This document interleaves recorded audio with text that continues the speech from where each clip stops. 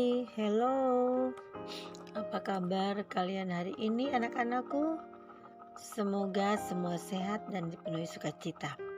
Ada rasa bahagia kembali karena Bunda Miske bisa bersama kalian hari ini dalam Do Re Mi, doa dan renungan misioner bersama sekami Santo Petrus dan Paulus Argapura, Keuskupan Jayapura. Edisi Senin 7 November 2022. Pekan biasa ke-32.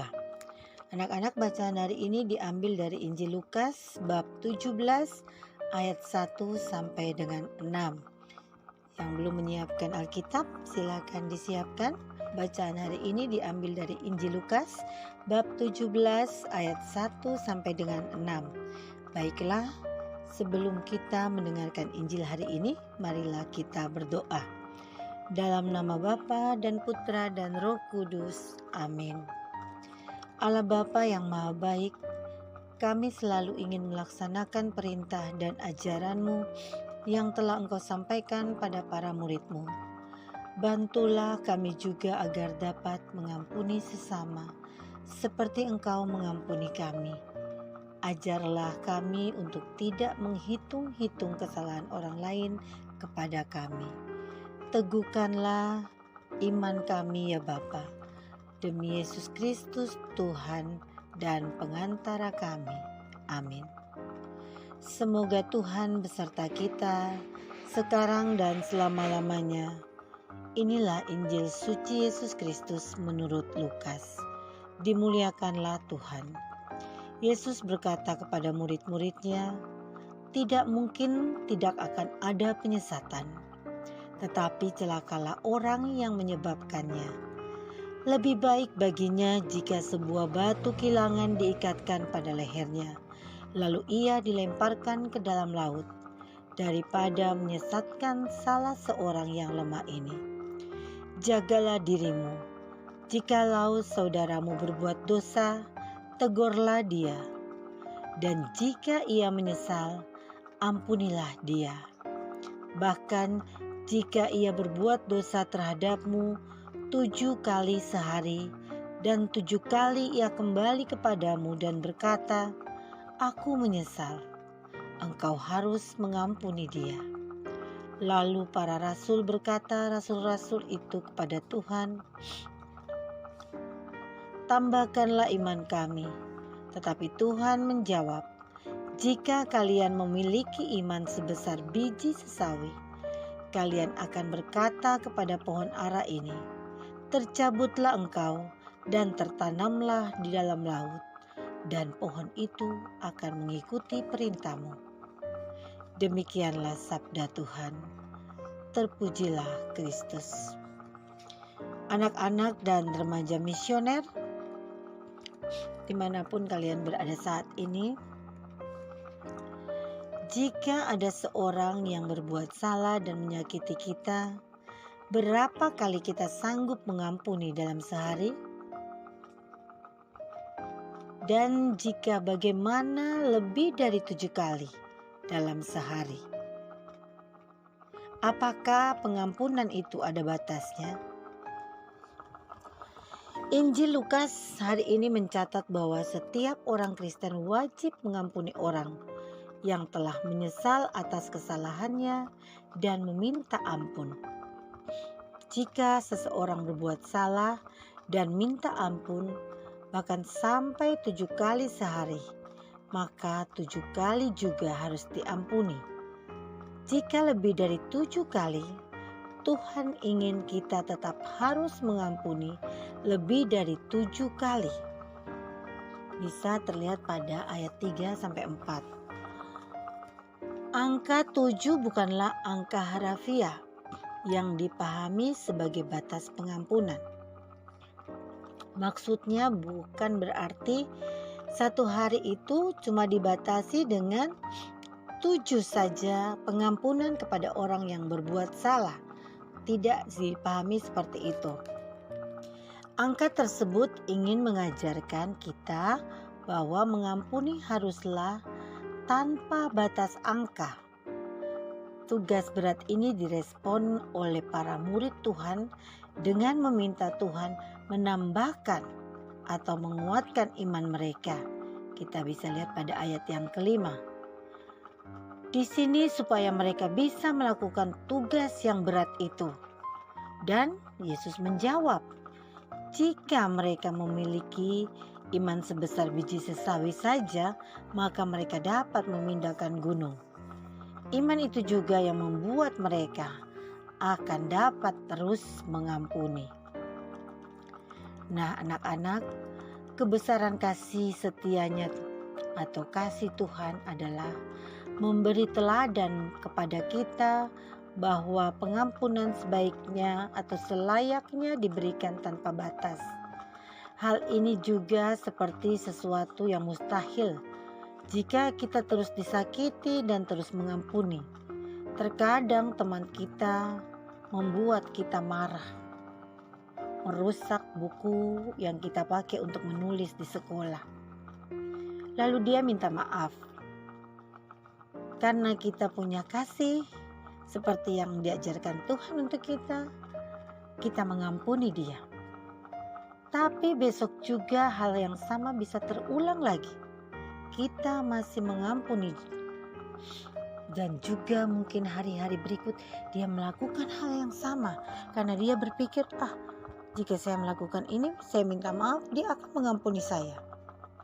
Jika kita ada di posisi untuk mengampuni teman kita seperti ini, terkadang kita bosan atau kita merasa sakit hati karena dia selalu mempermainkan kata maaf. Tapi inilah tugas kita yang sangat berat, bahwa kita harus tetap mengampuni orang yang berbuat salah kepada kita. Jika kita juga mau diampuni oleh Tuhan atas segala kesalahan dan kesalahan kita yang kita perbuat. Anak-anak, dibutuhkan pengorbanan yang sangat besar dan terus-menerus untuk saling mengasihi, seolah-olah membiarkan diri untuk terus disakiti, tapi tidak. Tetapi inilah yang diminta Tuhan untuk dijalankan.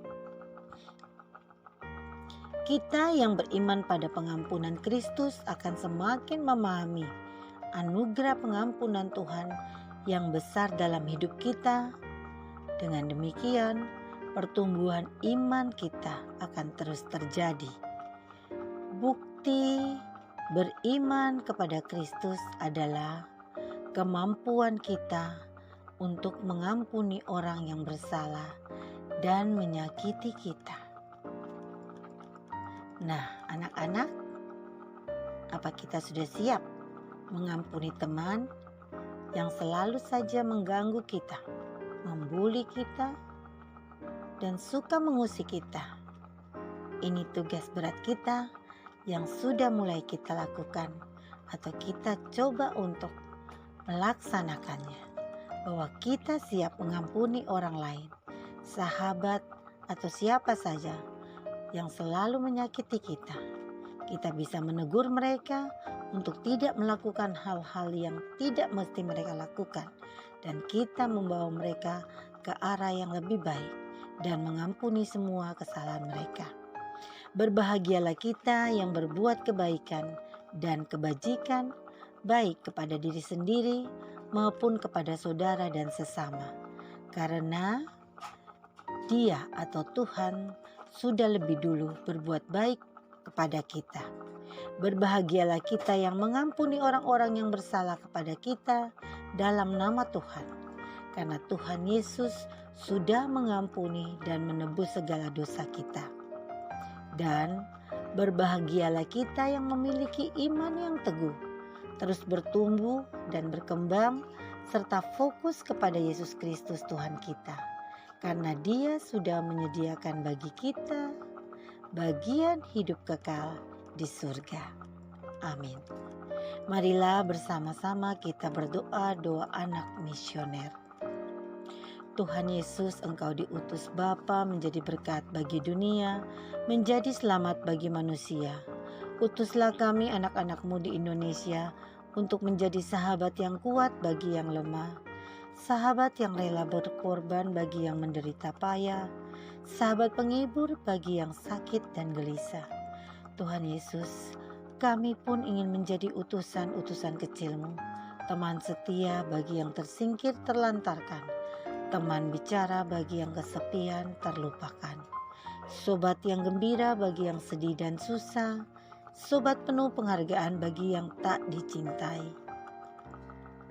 Tuhan Yesus, utuslah kami kini dengan bantuan Roh Kudus-Mu, menjadi garam dan ragi yang baik, menjadi terang dan obor yang cemerlang, membawa kegembiraan dan pengharapan. Tuhan Yesus, kuduskanlah badanku dan sucikanlah jiwaku. Kupersembahkan diriku padamu hari ini. Berkatilah semua anak dimanapun juga, berkatilah semua orang yang kami jumpai siapapun juga. Amin. Bapa kami yang ada di surga, dimuliakanlah namamu, datanglah kerajaanmu, jadilah kehendak-Mu di atas bumi seperti di dalam surga.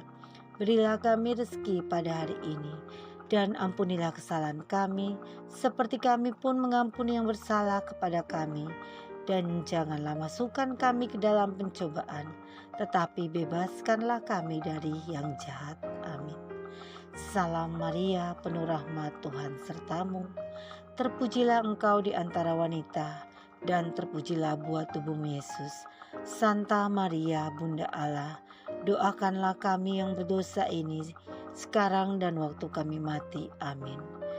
Kemuliaan kepada Bapa dan Putra dan Roh Kudus, seperti pada permulaan, sekarang, selalu dan sepanjang segala abad. Amin. Semoga kita semua selalu dilindungi, dibimbing, dan diberkati oleh Allah yang Maha Kuasa, dalam nama Bapa dan Putra dan Roh Kudus. Amin. Salam sehat selalu, selamat berkarya di hari ini, tetap semangat, dan jangan lupa tersenyum. Sampai berjumpa lagi di edisi Doremi selanjutnya.